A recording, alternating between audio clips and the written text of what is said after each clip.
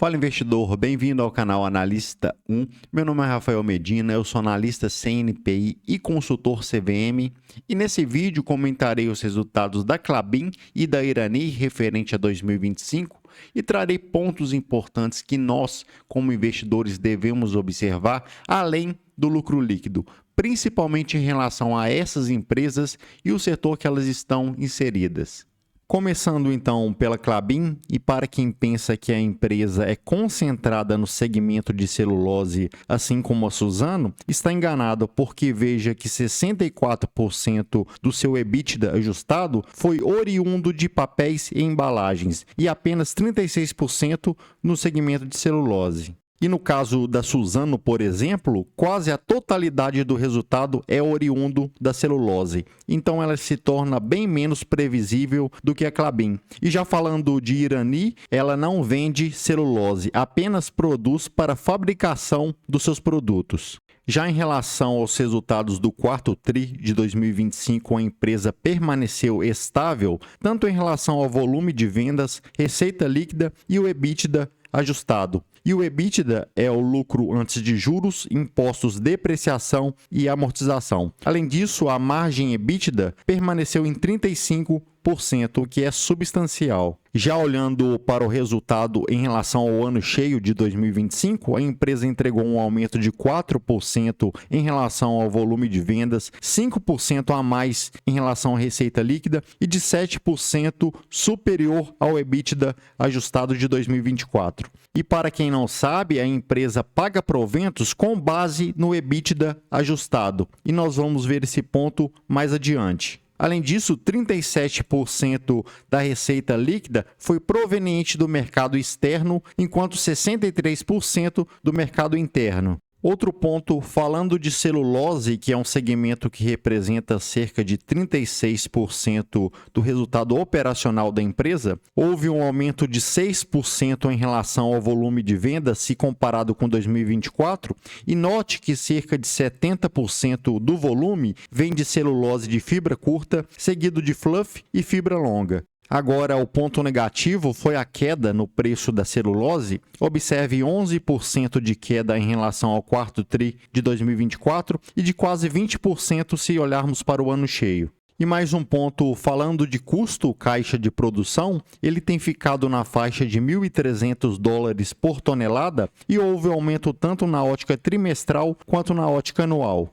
Além disso, em papéis, que representa cerca de 64% do resultado operacional da Klabin, junto com o papelão ondulado, tivemos um aumento de 11% no volume de vendas e de 18% na receita líquida, e o containerboard é um tipo de papel utilizado para a fabricação de embalagens, como caixa de papelão, por exemplo. Já em papel cartão, houve uma queda de 2% em relação ao volume de vendas e um aumento de 2% em relação à receita líquida. Isso olhando pela ótica anual. Já em papelão ondulado, houve aumento no volume e também a receita líquida cresceu em 14% na ótica anual, e isso foi devido ao melhor preço de venda e também um aumento do volume. Mais um ponto positivo para a Klabin foi a redução na alavancagem, medido pela relação entre a dívida líquida e o EBITDA, e a alavancagem estava no patamar de 3,9 vezes desde o terceiro TRI de 2024. Depois alcançou 3,6 e terminou o quarto TRI de 2025 em 3,3 vezes. E isso olhando na ótica dolarizada, onde está a maior parte da dívida da empresa. Além disso, para quem não sabe, essa relação nos mostra, em tese, em quanto tempo o resultado operacional seria capaz de quitar toda a dívida. E para chegar na dívida líquida, basta pegar a dívida bruta menos o caixa da empresa. E mais um ponto, 75% da dívida da empresa está em dólares e tem exposição em uma taxa fixa. E note que a Klabin possui hoje cerca de 11 bi em seu caixa e isso cobre cerca de 40 meses da sua dívida. Já um ponto que o mercado olha muito para empresas como a Klabin, Irani e Suzano é o fluxo de caixa livre. E o ponto negativo é que houve uma redução se comparado com 2024 e o fluxo de caixa ficou em 2,1 bi. E se fizermos uma relação com o valor médio de mercado dos últimos 12 meses, chegaremos no fluxo de caixa yield de 9,2%.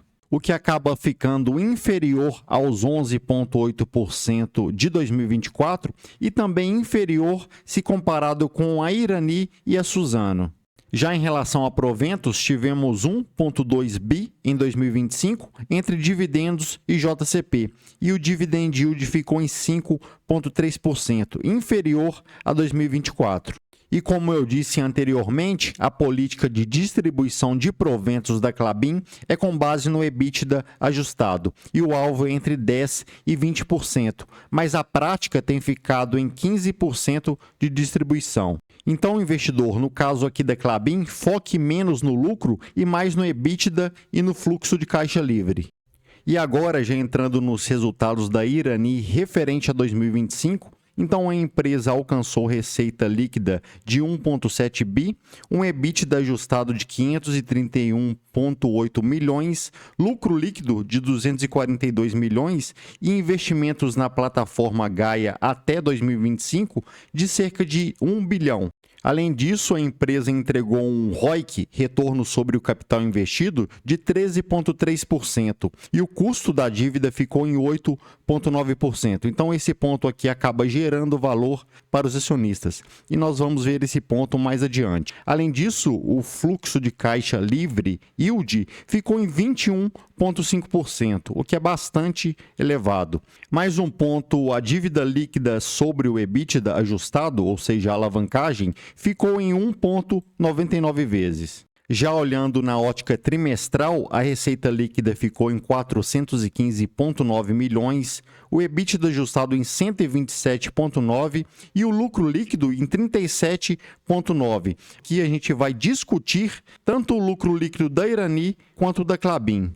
Agora, perceba que nesse slide a contribuição na receita por negócio da empresa, 61% da receita total é oriundo de embalagens, enquanto 38,3% vem de papéis, e um segmento bem menos representativo, florestal, de 0,7%, destinado à comercialização de madeira e ao arrendamento para extração de resinas. Enquanto 36% da receita total da Klabin vem do segmento de celulose, no caso aqui da Irani, quase 100% vem desses dois segmentos. Além disso, a Irani não vende celulose, apenas produz para fabricação dos seus produtos. Então, ela acaba ficando menos exposta a essa oscilação da celulose e seu resultado acaba sendo mais previsível do que a Klabin, do que a Suzano, por exemplo. Mais um ponto positivo para a Irani, observe a participação das vendas de caixas da empresa por subsetores. Então, 39% vem de proteínas, 26% alimentos industrializados, bebidas, aviculturas e horticultura em 7%, laticínios 3% e 25% em outros. Então, grande parte da venda da Irani é proveniente do mercado alimentício, que é muito resiliente.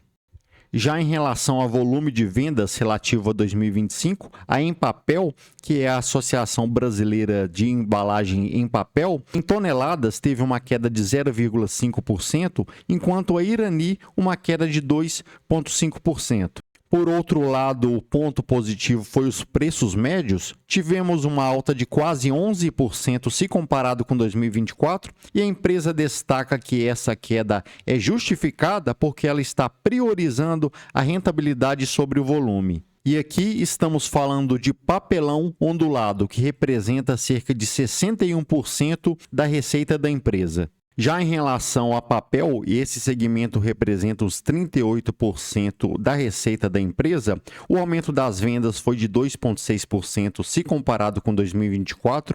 Além disso, os preços médios de flexíveis aumentaram em 3,1% e papel para embalagens rígidas aumentou em 17,5%.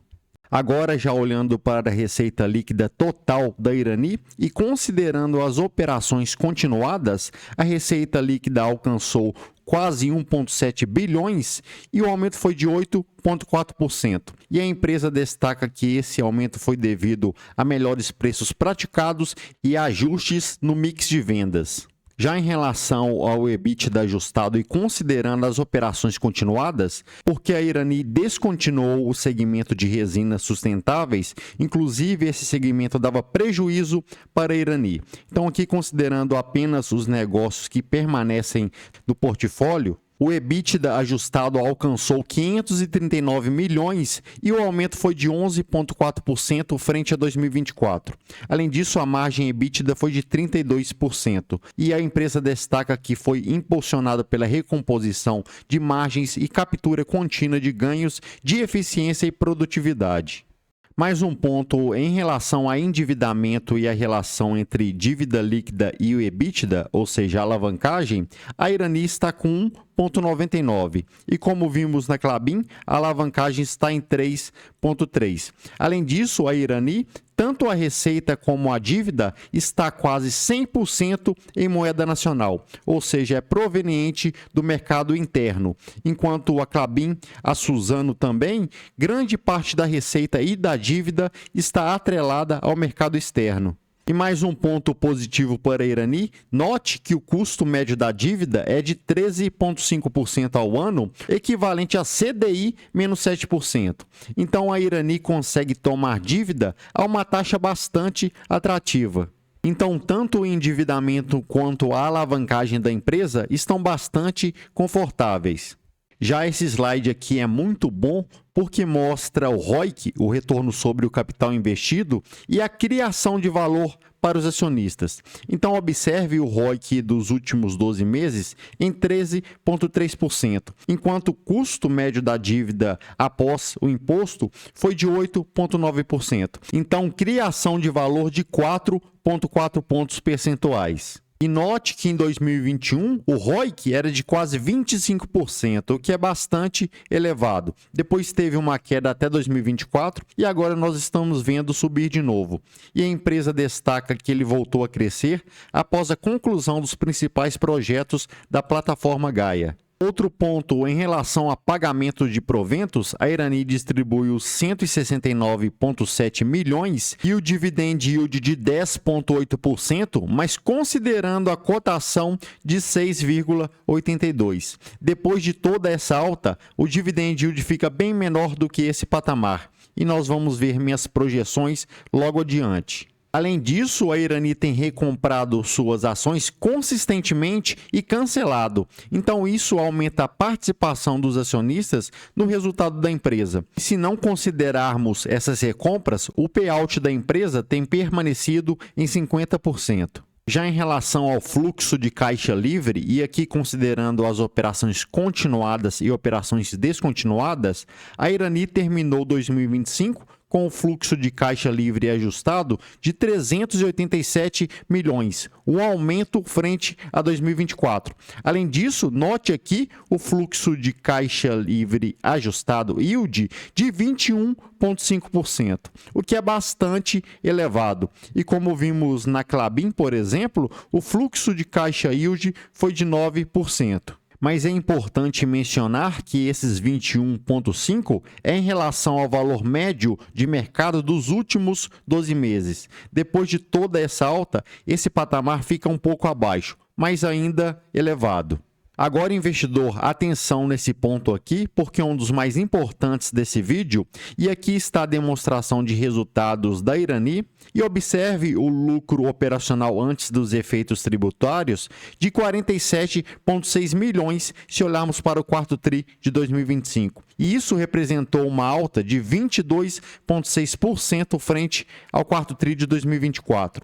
Se olharmos para o ano cheio, o aumento foi de 44,7%. Agora, observem aqui o efeito do crédito tributário em 2024. Isso fez com que o lucro do quarto TRI fosse de 38,8 para 189,8 milhões. E se olharmos para o ano cheio, de 218,9 para 315,9 milhões. Então, note que se considerarmos esses efeitos não recorrentes, a queda do quarto TRI de 2025 foi de 79,4% frente ao quarto TRI de 2024. E se olharmos o ano cheio, a queda foi de quase 20%.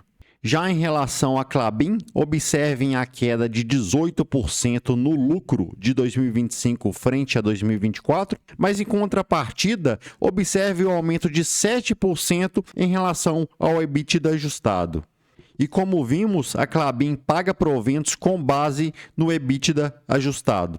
Então, investidor, para resumir, não foque no lucro isoladamente. Observem outras métricas como o fluxo de caixa livre, o EBITDA, a geração de caixa, principalmente em empresas cíclicas, como a Irani, a Klabin, a Suzano, a Vale, a Petrobras, por exemplo.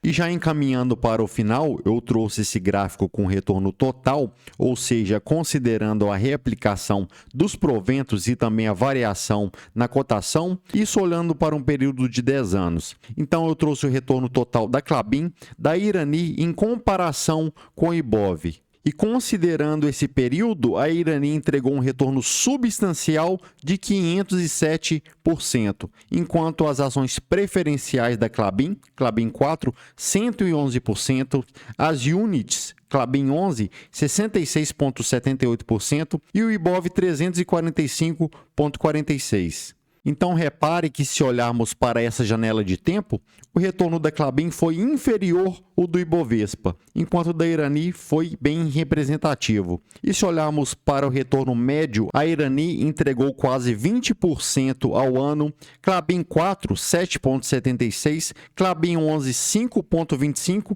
e o Ibovespa 16%.